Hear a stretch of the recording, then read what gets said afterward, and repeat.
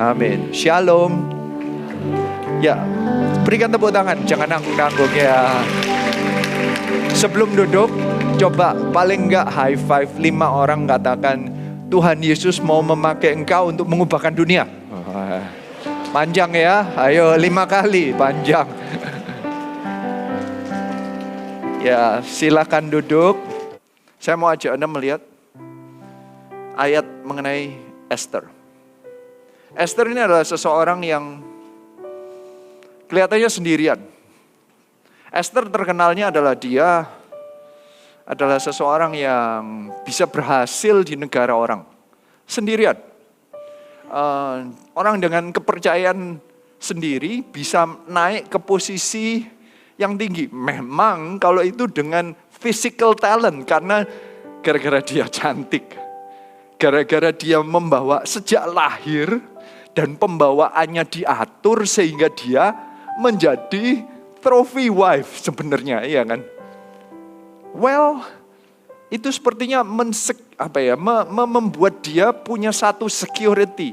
Gara-gara dia lahir dengan satu talenta, yaitu cantik dan pembawaan yang keren, sehingga dia bisa dianggap oleh raja yang paling berkuasa di zaman itu, adik kuasa, dan ini dianggap trophy wife. Menggantiin istrinya yang sudah ada. Jadi ini berarti dianggap lebih cantik dibandingin dengan dikompetisikan. Berarti dia ini yang the top of the game. She's the best. Dia secure mestinya. Tapi di tengah-tengah security ini ada tekanan. So poin pertama, posisi jangan membuat kita pasif. Kadang kita ini merasa kalau kita ini sudah oke, ngapain pelayanan? Ini yang sering saya ditanyain, atau ada orang-orang yang nanya, loh kan kamu sudah punya kerjaan, kamu sudah punya bisnis, ngapain pelayanan? Jadi sebenarnya pelayanan dasarnya untuk apa? Supaya dapat bisnis, supaya dapat posisi, supaya dapat duit, supaya dapat kenyamanan. Apakah kalau orang sudah punya itu kemudian tidak pelayanan? Jadi pertanyaannya kan, kalau orang bertanya itu kan berarti kan ada asumsi, berarti nanti kalau dia punya posisi, punya bisnis, punya perusahaan, berarti kan gak pelayanan. Tapi ini yang terjadi di mana-mana. Kadang saya itu ke negara lain, ada hamba Tuhannya itu datang dan ngomong, GMS itu memang beda. Karena yang melayani itu bisnismen, pegawai-pegawai, direktur, manajer, orang-orang yang profesional, dokter, apa itu, melayani, ikut jadi usher, ikut jadi apa. Mereka orang-orang yang canggih, punya billions of rupiah gitu, masih mau nyalamin orang, ngangkat-ngangkat kursi.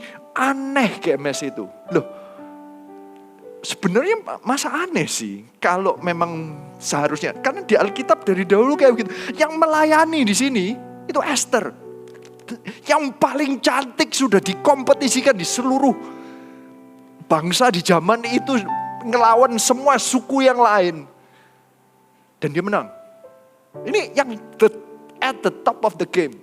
She has no reason, dia nggak punya alasan apapun untuk berdoa, tidak punya alasan apapun untuk melayani orang lain.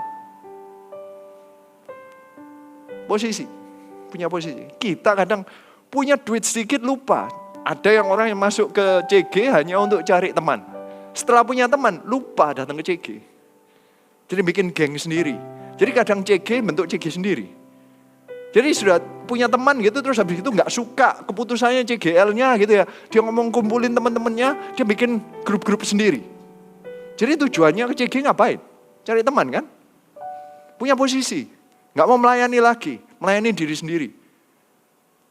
Karena posisi bagi orang itu adalah punya teman, punya geng. Ada yang penerimaan, merasa mungkin kalau di keluarganya enggak, cari di CG, cari teman, cari penerimaan. Setelah dapat itu, dia bikin sendiri. Enggak melayani lagi.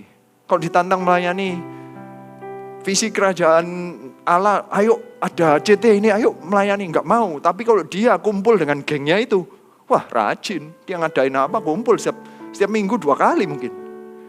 Tapi kalau suruh follow up jiwa-jiwa baru gitu, ada VIP, follow up, nggak mau, sibuk aku, repot. Atau datang ke CG untuk cari kerjaan. Atau lagi ujian, lagi stres. Setelah ujian lupa datang ke CG. Kalau cari kerjaan, dapat kerjaan, lupa datang ke CG. Waktu sebelum dapat kerjaan, wah rajin. Rajin WA sponsor CGL, doain dong. Setelah dapat, boro-boro doain dong.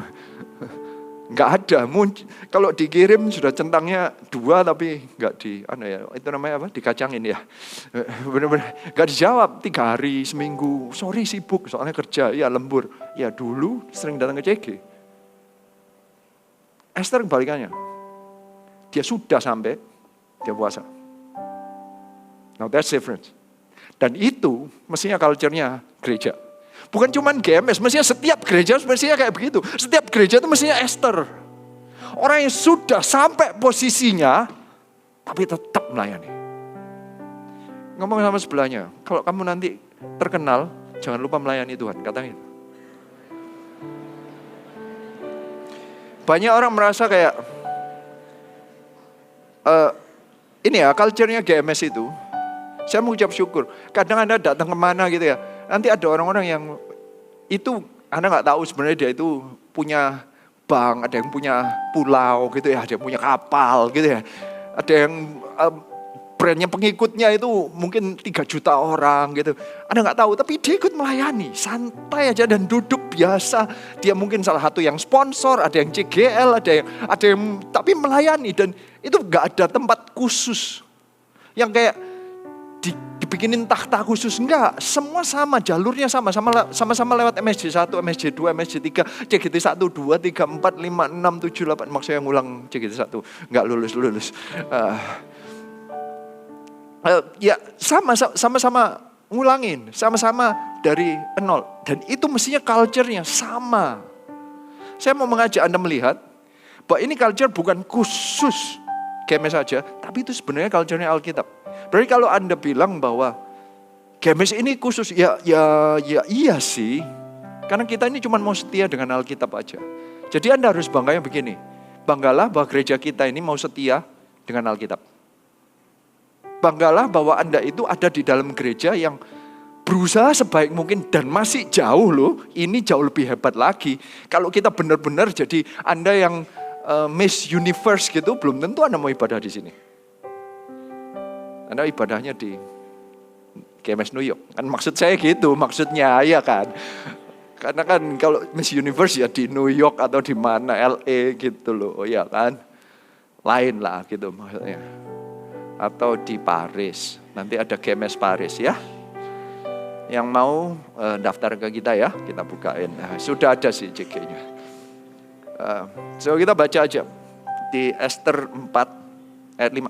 Karena ini cerita Esther ini campur aduk, semuanya itu bentuknya cerita, jadi panjang, bukan ya pendek-pendek. Saya nggak bisa cuman khotbah, jadi bacanya agak banyak, tapi simpulnya sedikit. Karena kalau saya cuma ambil sekilas juga nggak nangkep. So ini cerita di tengah-tengah aja. Esther 4 ayat 5. Maka Esther memanggil Hatah, salah seorang sida-sida raja yang ditetapkan baginda melayani dia, lalu memberi perintah kepadanya menanyakan Mordekai untuk mengetahui apa artinya dan apa sebabnya hal itu. Lalu keluarlah Hatah mendapatkan Mordekai di lapangan kota di depan pintu gerbang istana raja, dan Mordekai menceritakan kepadanya segala yang dialaminya serta berapa banyaknya perak yang dijanjikan oleh Haman akan ditimbang untuk perbendaharaan raja sebagai harga pembinasaan orang Yahudi.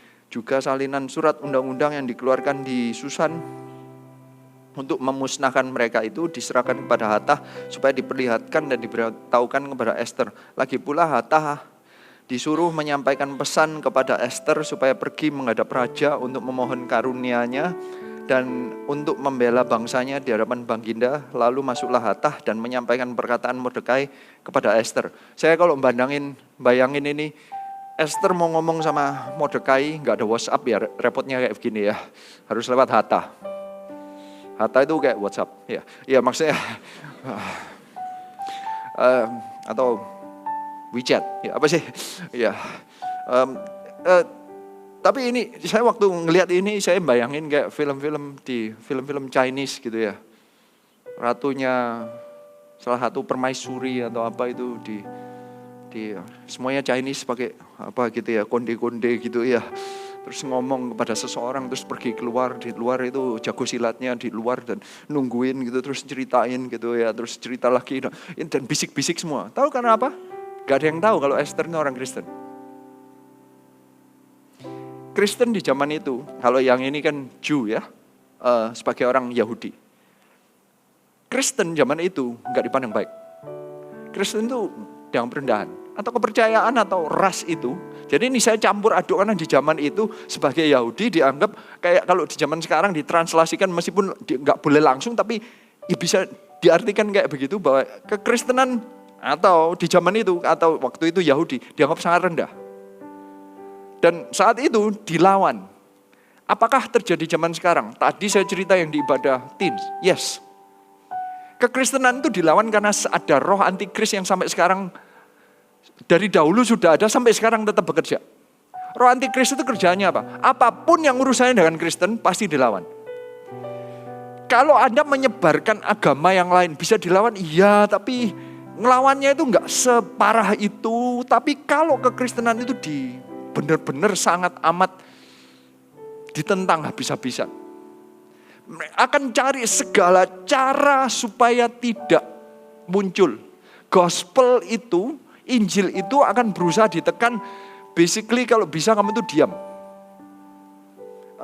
Di Eropa zaman sekarang itu istilahnya itu closet Christian. Artinya begini, ada culture yang sudah diajarkan puluhan generasi bahwa jika engkau percaya sesuatu, diam di dalam hatimu. Karena kepercayaan dan kamu nggak boleh memaksakan kepercayaanmu kepada orang lain. Jadi kamu percaya apapun, jangan dibagikan ke orang lain. Kalau kamu membagikan kepercayaanmu kepada orang lain, berarti itu menginjil kan? Itu kamu melanggar hak asasi manusia. Jadi dihubungkan dengan hak asasi manusia. Jadi kalau kita mengabarkan Injil itu kita menyiksa orang. Bayangin, separah itu, oke? Bukannya itu roh antikris. Loh, tujuan kita kan baik tuh. Tapi kalau ngomongin orang untuk ngedrag nggak apa-apa, kan dikasih maksudnya, kan aneh toh. Kalau ngomongin orang untuk mau selingkuh, suruh cerai, nggak apa-apa, nggak ada yang larang. Tapi kalau ngajak orang ke gereja, kita menyiksa orang, melanggar hak asasi, aneh kan? Aneh, Anda lihat ya, sama-sama ngajak kan, untuk membuat orang, cerai aja, nggak apa-apa. Untuk ngomong cerai aja itu nggak melanggar hak asasi apapun. Tapi kalau ngomong ayo ke gereja, itu melanggar hak asasi. Karena kamu menembus ke kepercayaan masing-masing. Jadi dari dahulu, sejak zaman Esther itu seperti closet Christian. Dia itu at the top of the world, tapi kepercayaan dia itu nggak ada yang tahu kalau dia itu menyembah Tuhan. Tidak ada yang mengerti sama sekali. Karena kalau sampai ketahuan dianggap jelek. Bahkan Haman, yaitu roh antikrisnya di zaman itu ekspresinya ya, bukan Hamannya yang antikrisnya. Tapi roh antikris memakai Haman yang pakai peraturan pemerintah, culture. Kalau itu di zaman itu dibikin peraturan semua orang yang Yahudi harus bunuh di tanggal tertentu. Kalau ketahuan Yahudi dibunuh. Hebatnya adalah ini dengan pakai suap. Katanya kalau raja ngeluarin surat, tanda tangan suratnya, yang buat Haman cuma tanda tangan doang, nanti tak kasihin perak. Jadi sebenarnya rajanya disuap. Gara-gara Haman ini siapa? Keturunannya Agag. Agag itu adalah Amalek yang disisain oleh Saul. Mau balas dendam. Cuman gara-gara mau balas dendam, seluruh bangsa mau dihancurin.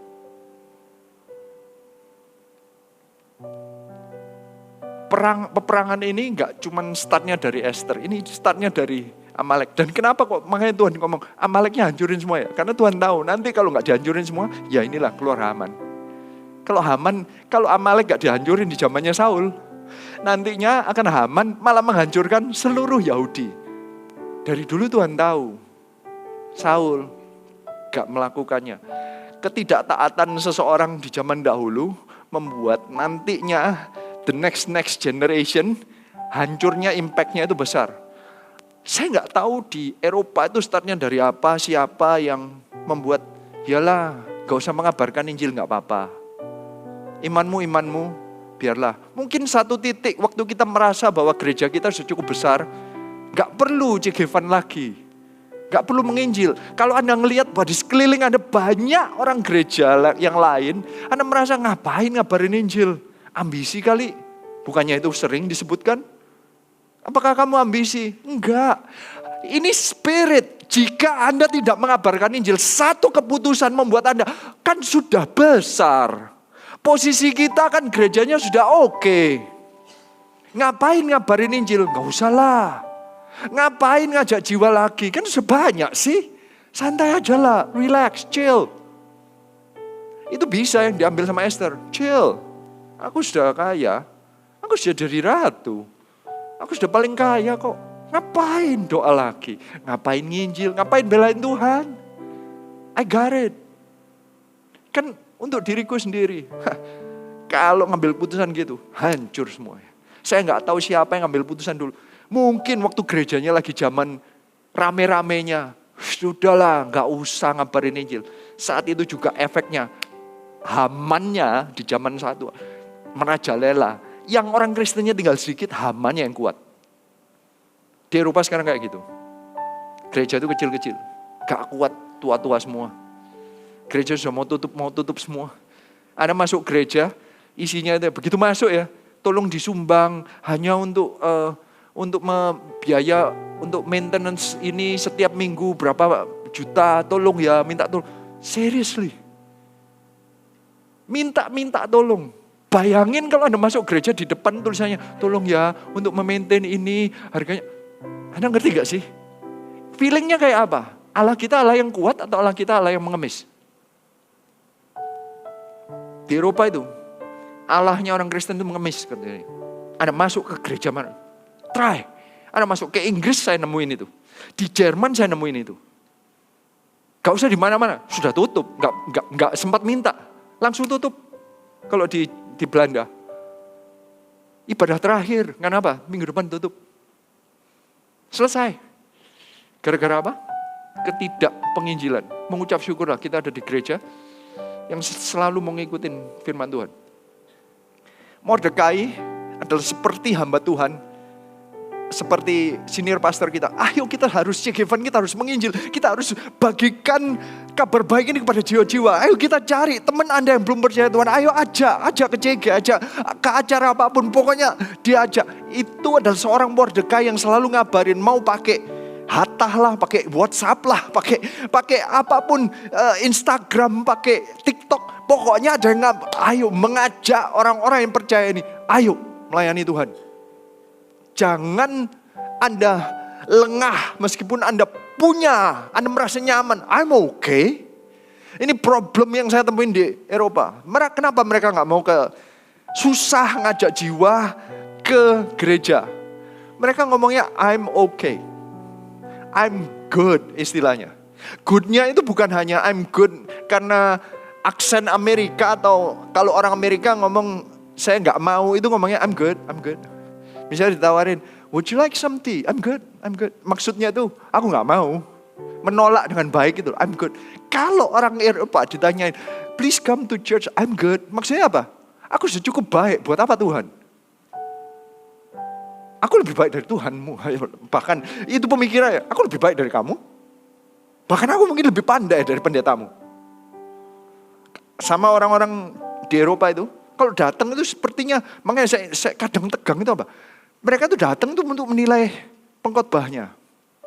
Orangnya ngomongnya, mereka tuh sering komentarnya begini, kamu gak bisa bahasa Prancis ya? Iya memang gak bisa sih gitu. Tapi puji Tuhannya ada yang nerjemahin.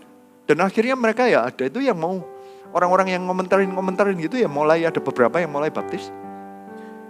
Ternyata bukan masalah pengetahuan sih. Karena yang jamah Roh Kudus mau pengetahuan memang bisa-bisa kalah pengetahuan. Tapi kalau Roh Kudusnya menjamah, ya mereka baptis. Ya mereka bertobat. Tapi poinnya adalah ada tembok-tembok yang sudah dibentuk oleh Haman, which is roh antikris yang mengkotain. Jangan ngomong. Kalau ngomong kamu ngaku orang Kristen tak bunuh. Gitu loh kayaknya. Jadinya orang Eropa zaman sekarang, dari dulu ada, zaman sekarang. Kalau jadi Esther jangan ngaku kalau Kristen, sudah diem aja. Kamu Kristen diem aja. Kamu keep your job, stay silent. Don't say anything. You say anything, teman-temanmu nanti kata-katain jelek mengenai kamu. Oh, kamu itu ternyata kurang pintar ya. Kamu percaya mujizat. Karena bagi mereka mujizat itu sesuatu yang gak masuk akal. Kalau gak masuk akal berarti otakmu kurang pandai. Semua yang kamu lakukan harus masuk akal. Kalau gak masuk akal, you're dumb. You're stupid. You're a fool. You're superstitious. Pikirannya begitu. Padahal iman kita semuanya berdasarkan logika yang jauh lebih kuat. Semuanya berdasarkan Alkitab. Mereka gak punya apa-apa sebenarnya. Mereka cari-cari sendiri, bentuk-bentuk sendiri, percaya-percaya sendiri. Mereka beriman dengan apapun yang mereka percayai tanpa dasar yang benar. Kita punya dasar yang benar, Alkitab. Mengucap syukurlah kita punya dasar yang benar, yaitu Alkitab. Katakan sebelah dasar kehidupan kita dalam Alkitab. Katakan sebelah. Kalau orang dunia berkata, oh ini lebih benar itu. Enggak. Kita kembalikan, bandingkan dengan Alkitab. Karena inilah kata-kata firman Tuhan. Ini yang membuat jadi dasar benchmark dari apapun yang di dunia ini. Antikris akan berusaha kita jangan bagikan ayat Alkitab apapun kepada siapapun. Supaya yang sudah percaya Alkitab diam aja, mati. Diam, mati dengan mulut tertutup. Sebisa mungkin. Di sini dikatakan, no. Ada waktunya Tuhan akan pakai posisimu, kepandaianmu, talentamu. Entah engkau sepandai setitik tertinggi apapun, mungkin bukan seperti Esther di kecantikan, mungkin di kepandaian, gak tahu itu medis, art, gak tahu itu engineering, matematika, komputer, gak tahu apa keahlianmu di arsitektur, di mana. Itu dipakai Tuhan untuk engkau suatu titik berbicara dengan segala risiko bahwa posisimu di tempat itu nanti dikatakan jelek.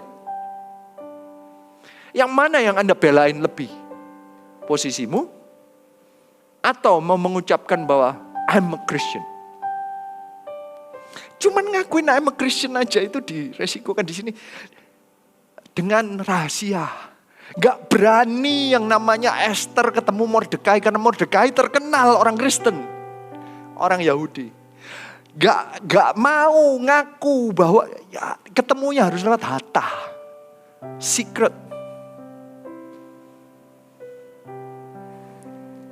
Ayat 10.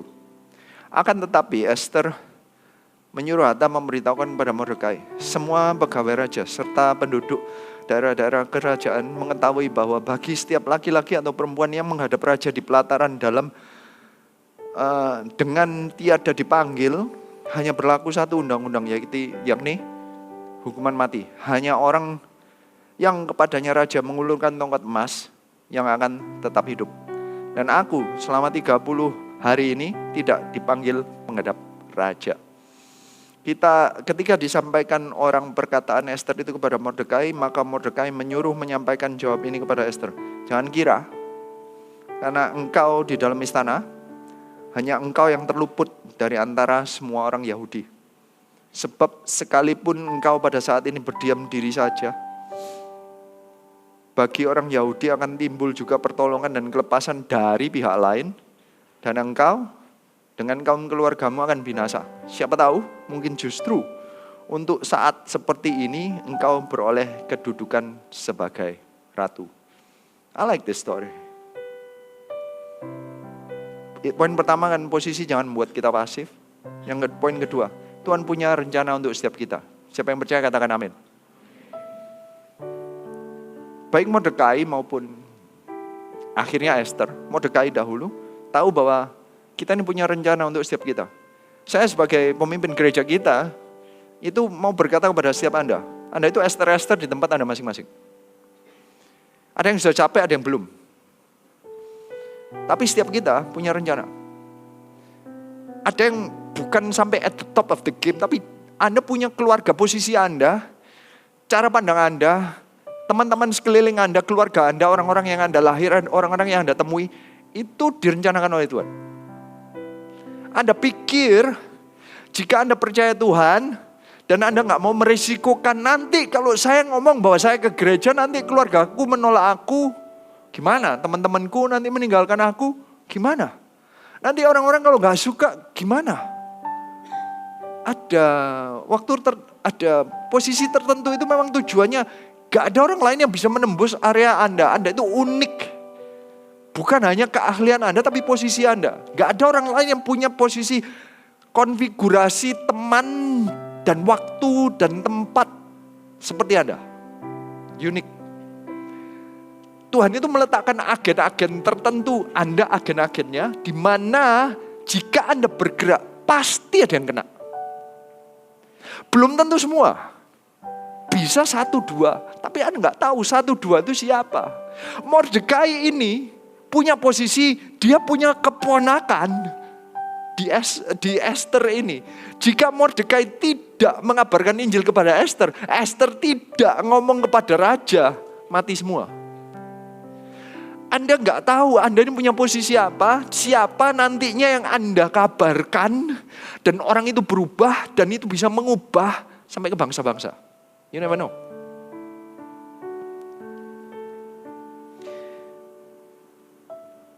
Ada satu cerita di Alkitab, Daud itu waktu tinggal di Siklag, orang Amalek menyerang,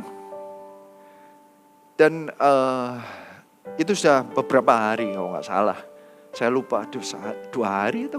Jadi kalau di zaman itu nggak ada CCTV, jadi nggak tahu ini kejadiannya gimana.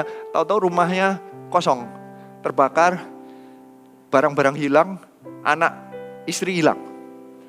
Suami-suaminya bingung, papanya bingung, ini yang bawa siapa kemana.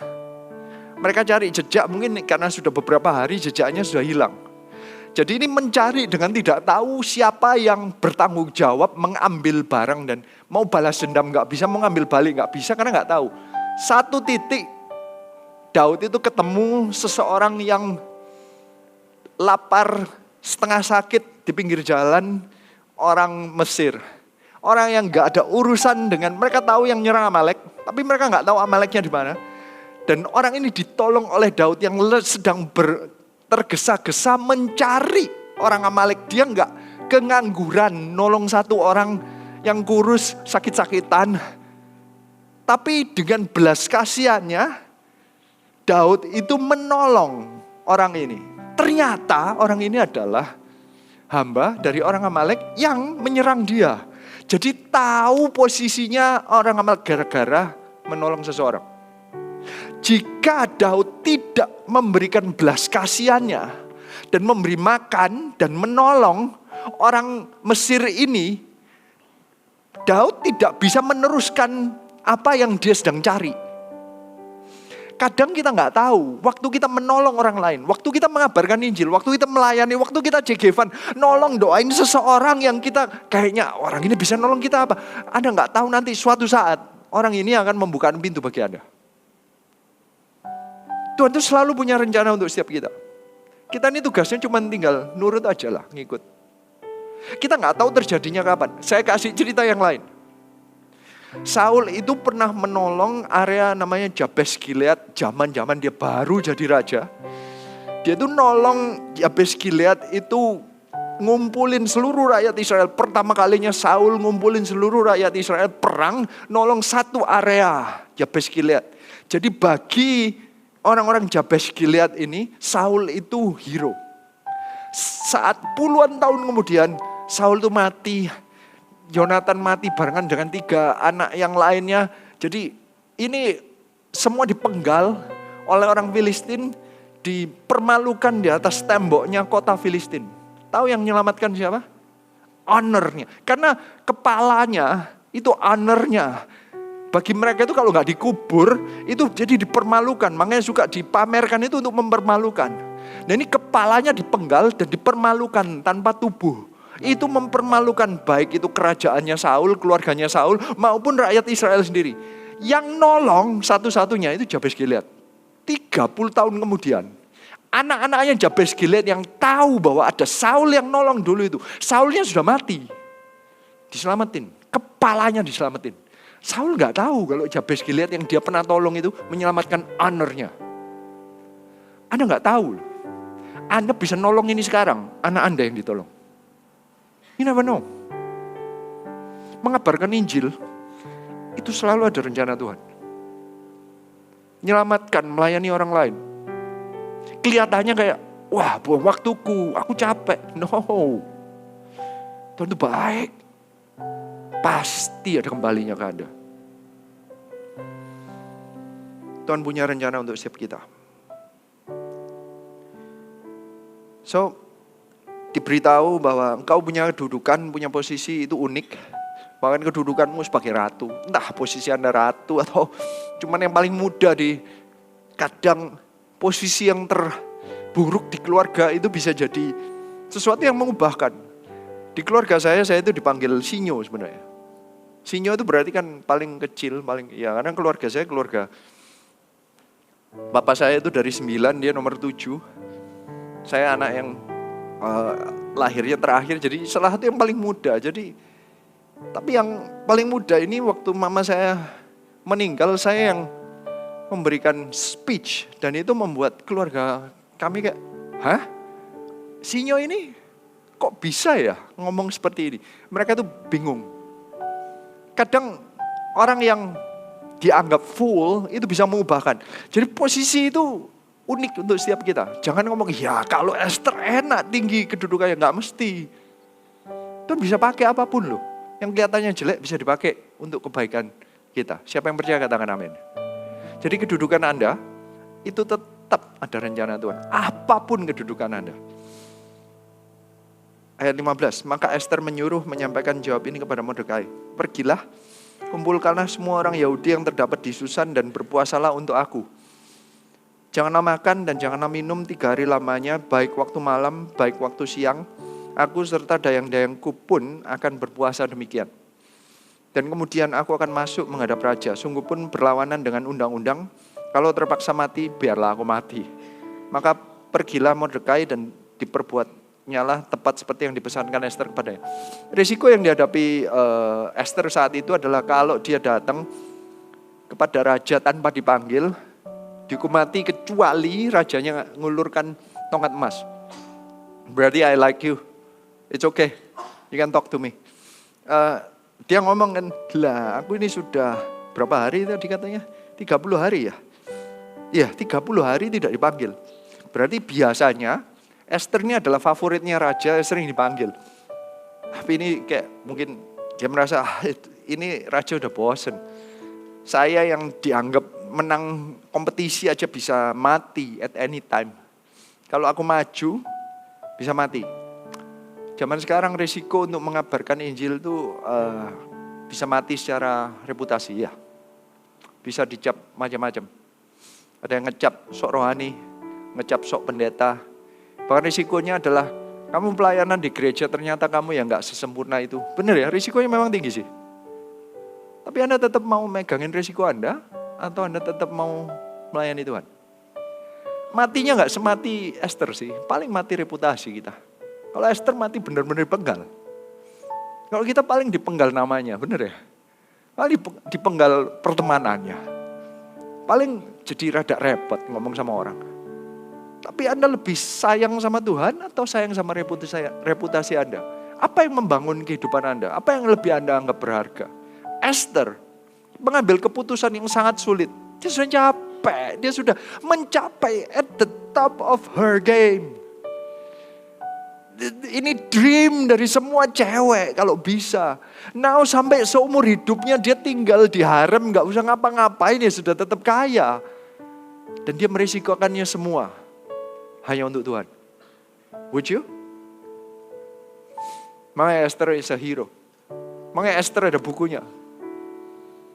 Bagi Esther, dia tahu bahwa dia mencapai titik itu karena Tuhan. Anda mencapai titik ini, Anda tahu nggak semua yang baik itu dari Tuhan? Esther mengetahuinya, makanya Esther berani meresikokan. Tapi untuk meresikokannya, saya suka ini, dia mengambil keputusan untuk berpuasa. Poin 3, menyiapkan hati untuk yang terburuk sambil berpuasa untuk yang terbaik. Untuk bisa mencapai Europe Special Services itu,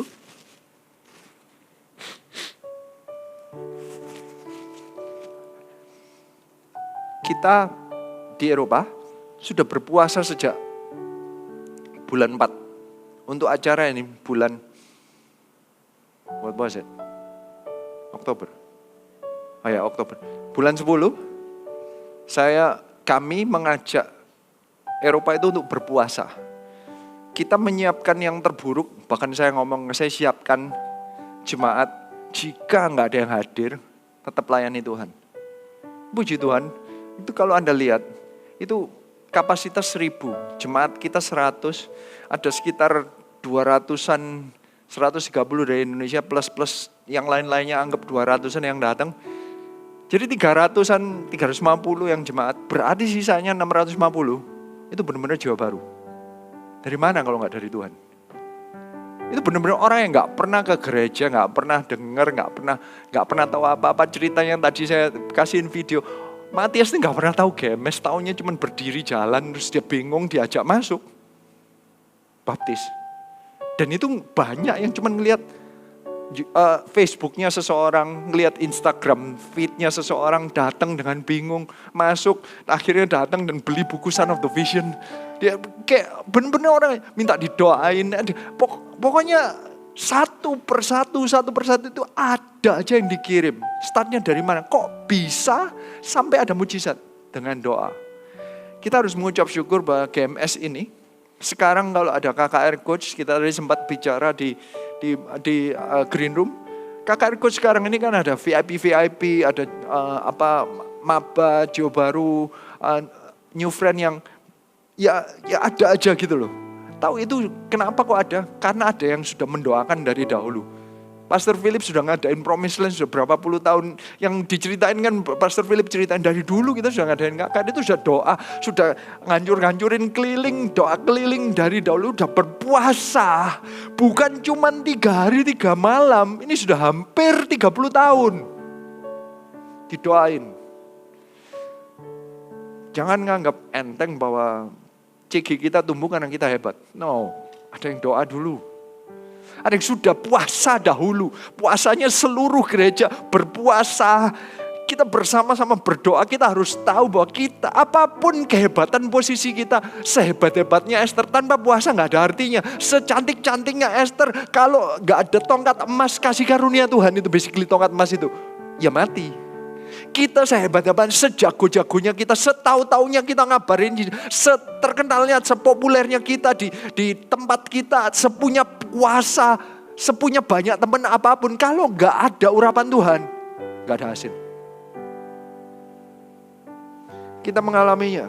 Saya itu ngerasain, saya pernah di Surabaya kan ya. Saya ngerasain kalau ngadain CT, ngadain KKR di Surabaya itu lebih mudah ngajak jiwanya, bukan gampang loh ya. Lebih mudah, itu kan komparatif ya. Dibandingin kalau ngajak di Eropa. Makanya kalau ada 650 jiwa baru, ada 3 sesi dan ini ganti-ganti berada 1000 lebih. Mungkin ada 1200-an orang jiwa baru yang tidak pernah tahu GMS, gak pernah tahu Pastor Philip datang. Dan mau hadir nunggu 2 jam untuk ikut ibadah. Itu mujizat. Itu karena ada doa. Nanti altar call-nya, kerinduan saya adalah yang terisi bukan cuma 1 layer di depannya, tapi layer belakang juga akan penuh. Tapi bukan karena usaha, bukan karena KKR coach-nya hebat, karena doanya dahulu. Kunci keberhasilan, setelah itu ceritanya, Esther maju dan tiba-tiba tongkatnya keluar. Kok bisa tongkatnya keluar? Kuncinya di puasa ini dulu. Doanya dulu. Kalau nggak ada doa, percuma datang dengan strategi sehebat apapun. Sebagusnya tak penampilannya Esther, ya tetap meninggal. Kalau lagi bete rajanya, selesai. Kasih karunia. Poin keempat. Iman ini ternyata menyelamatkan bangsa. Saya akan lompat karena ceritanya setelah itu ngadep raja, Hamannya kalah. Rajanya suka sama apapun yang di Esther mau ini, kejebak malahan Haman yang sendirinya yang akhirnya akan meninggal. Dan efeknya adalah saya akan ajak langsung ke Esther 9. Ayat 1. Dalam bulan yang ke-12, pada bulan Adar, pada hari yang 13, ketika titah serta undang-undang raja akan dilaksanakan, pada hari musuh-musuh orang Yahudi berharap mengalahkan orang Yahudi, terjadilah yang sebaliknya. Orang Yahudi mengalahkan pembenci mereka. Maka berkumpullah orang Yahudi di dalam kota-kotanya di seluruh daerah Raja Ahasiweros untuk membunuh orang-orang yang berikhtiar mencelakakan mereka, dan tiada seorang pun tahan menghadapi mereka karena ketakutan kepada orang Yahudi telah menimpa segala bangsa itu. Terjadinya adalah gara-gara ada ketaatan seseorang yang punya posisi dan dia tetap dengan setia, dia berpuasa, kemudian dia bertindak mengabarkan Injil, basically membela nama Tuhan, bangsa yang diselamatkan. Ketaatan kita, Anda nggak tahu sampai kemana. GMS itu terjadi, GMS Eropa itu terjadi karena ketaatan seorang demi seorang demi seorang. Setiap CG yang ada, setiap pemimpin yang ada itu startnya dari ada seorang pemimpin di Surabaya yang taat di masa pandemi untuk mengorbankan waktu malamnya dia karena start CG-nya mulai dari midnight sampai jam 2, jam 3 pagi. Dari week after week, years, mereka mengorbankan waktunya dengan segala risiko, bisa sakit, bisa capek, gak kenal, startnya dari gak kenal, tapi hanya untuk membela Tuhan dengan segala risikonya dilakukan karena ketaatan. 3 gereja sudah terbentuk di Eropa.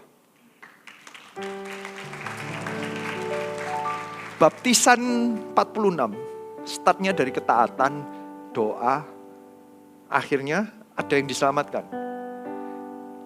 Gak ada yang langsung di keselamatannya hanya karena ngajak.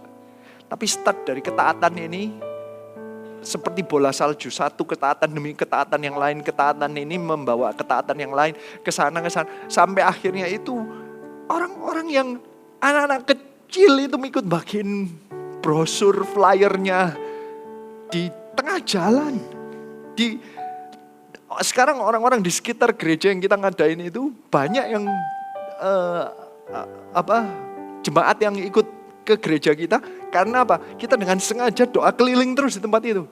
Berapa bulan didoain, kasihin brosur, didoain, ditemuin, kasihin brosur, didoain. Kak, apakah semuanya dapat? Enggak. Tapi ya ada itu. Tuhan kirimkan. Hasilnya dari apa? Karena ada yang taat, ada yang doa, dan ada yang bertindak. Cuman simple kan? Taat, doa, bertindak. Hari ini saya tahu kita sedang taat, kita sedang cek event, kita ada KKR coach, ya saya nggak tahu sudah selesai atau enggak. Tapi saya mau mengajak Anda untuk hari ini kita akan berdoa bersama-sama. Ini titiknya seperti kayak kita sepakat karena ini ada, ayo kita berpuasa barengan. Kayak ada kesepakatan kita mengerti bahwa bukan karena tindakan kita, tapi karena kalau Tuhan bergerak, kita bertindak, Tuhan beserta, akan ada hasilnya. Kita akan berdoa bersama-sama. Saya percaya nanti CG Anda akan melipat kali ganda semuanya terisi. Oke, semua bangkit berdiri.